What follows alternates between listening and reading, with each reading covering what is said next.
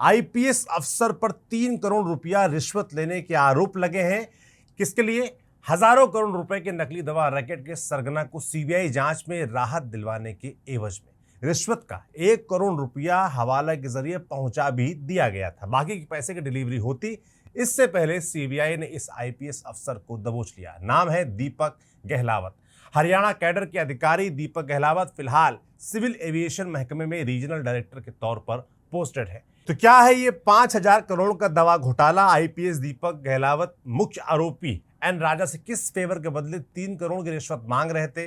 इस पूरे रैकेट में और कौन से अधिकारी शामिल थे? और सबसे बड़ा सवाल कि अगर बाढ़ ही खेत खाने लगे तो खेत का कौन हवाल है? इन सब सवालों के जवाब जानेंगे आज के इस वीडियो में। नमस्ते, मेरा नाम सौरभ त्रिपाठी है, आप न्यूज पिंच देख रहे हैं। कहानी की शुरुआत से पहले उस अफसर की कुंडली समझ लीजिए जिस पर 3 करोड़ की रिश्वत लेने के आरोप लगे हैं। अफसर का नाम है दीपक गहलावत।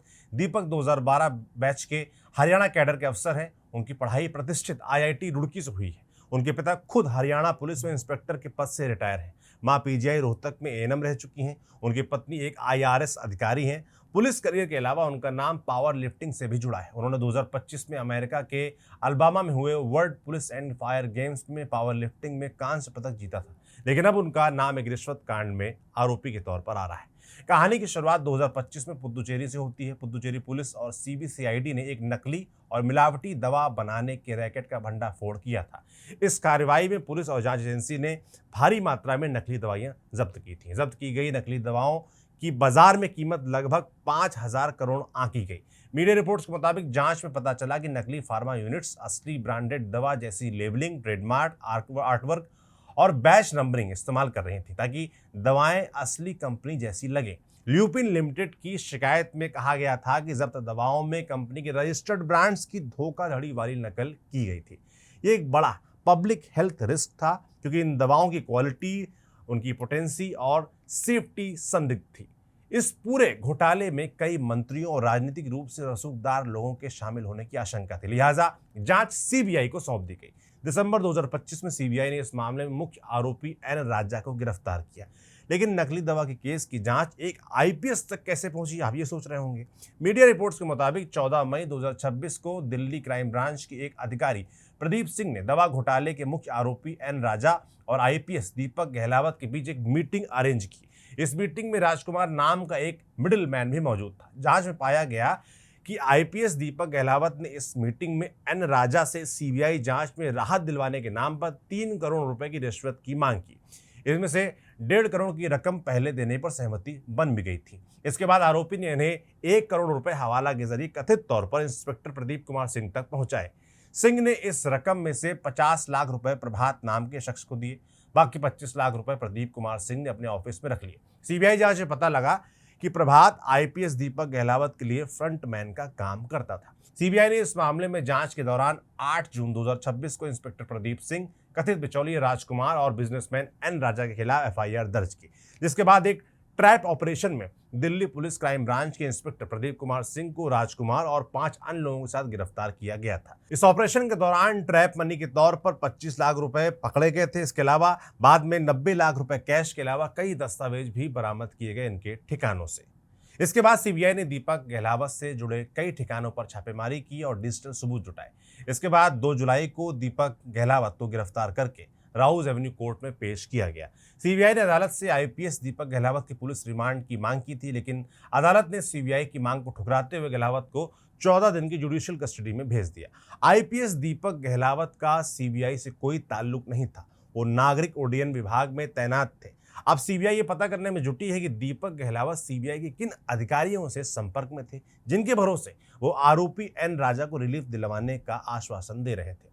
देखा जाए तो ये कोई पहला मामला नहीं है जिसमें कोई आईएएस या आईपीएस रैंक का अधिकारी भ्रष्टाचार के मामले में ईडी या सीबीआई के हत्थे चढ़ा हो। इसके अलावा भी कई ऐसे मामले सामने आए हैं। हाल ही में 1 जुलाई 2026 को सीबीआई ने आईएएस प्रदीप कुमार को उनके रिटायरमेंट के दिन ही गिरफ्तार कर लिया था। प्रदीप कुमार को कथित तौर पर हरियाणा सरकार के 504 करोड़ रुपए के दुरुपयोग के मामले में हिरासत में लिया गया था। दरअसल हरियाणा सरकार की 8 सरकारी विभागों के करीब 504 करोड़ रुपए आईडीएफसी फर्स्ट बैंक और एयू स्मॉल फाइनेंस बैंक के फिक्स डिपॉजिट के तौर पर जमा किए गए थे।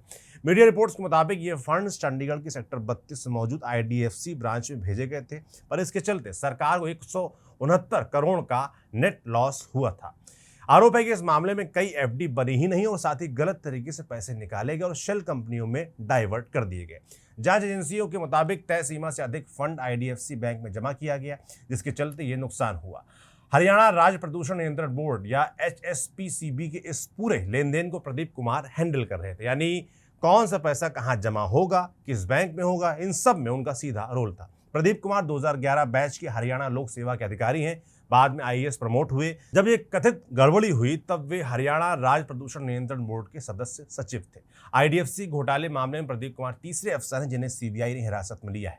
उनसे पहले दो और अफसर IAS अफसर राम कुमार सिंह और पंकज अग्रवाल को भी CBI हिरासत में ले चुकी है। एक और मामले में 9 अप्रैल 2026 को Rajasthan anti corruption bureau ACB ने रिटायर्ड IAS अधिकारी सुबोध अग्रवाल को करीब 979 करोड़ रुपए के जल जीवन मिशन घोटाले में गिरफ्तार किया था। जिस वक्त ये घोटाला हुआ उस वक्त Subodh Agarwal public health engineering department माने PHED में अतिरिक्त मुख्य सचिव के पद पर तैनात थे।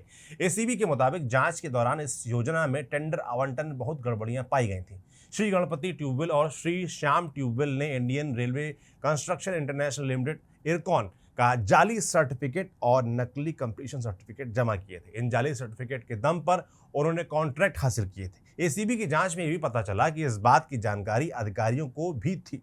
इसके बावजूद उन्होंने कोई कार्रवाई नहीं की और 900 करोड़ से अधिक के घोटाले को अंजाम दिया गया। ACB ने इस मामले में सुबोध अग्रवाल के खिलाफ जयपुर में ACB कोर्ट नंबर 1 में 17,500 पेज की चार्जशीट फाइल की थी। फिलहाल मामला कोर्ट में है। कुल मिलाकर ये सभी मामले क्या बताते हैं? ये बताते हैं कि भ्रष्टाचार की जड़ें हमारे सिस्टम में कितनी गहराई तक फैल चुकी हैं। निजी स्वार्थ के लिए कुछ अधिकारी देश को नकली और जहरीली दवाओं के नेक्सस से बचाने और उन्हें सजा दिलाने के बदले पैसा मांग रहे हैं, उनके सरपरस्त बन जाते हैं, तो कहीं जनता को मिलने वाले लाभ को अपनी लालच की भेंट चढ़ा देते हैं। हालांकि तीनों ही मामलों में आरोपी कानून के शिकंजे से नहीं बच पाए हैं, लेकिन ऐसा कम ही मामलों में हो पाता है। अक्सर धड़ल्ले से भ्रष्टाचार कर रहे अधिकारी जो है बिना किसी कार्रवाई के बच निकलते हैं। भारत की ब्यूरोक्रेसी को देश का स्टील फ्रेम कहा जाता है, लेकिन इस स्टील फ्रेम में भ्रष्टाचार, शक्ति के दुरुपयोग की जंग लग चुकी है। ऐसी खबरें लगातार आती रहती हैं। इस पूरी समस्या का दूसरा पहलू है भ्रष्टाचार के केस में कन्विक्शन ना होना, सजा का ना होना।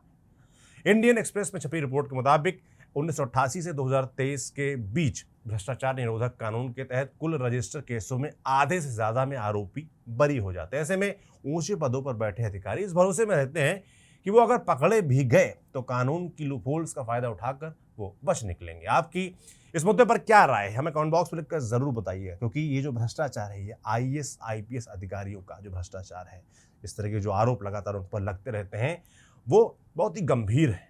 क्योंकि इन्हीं के तो हाथ में है नीतियां बनाना, उनको इम्प्लीमेंट करवाना, और अगर इन्हीं नीतियों में ये खेल होता रहेगा तो नुकसान अंततः किसका? जनता का, हमारा, आपका होगा। आप क्या सोचते हैं कमेंट बॉक्स में लिखकर जरूर बताइएगा। इसे लिखा था हमारे साथी तरुण ने।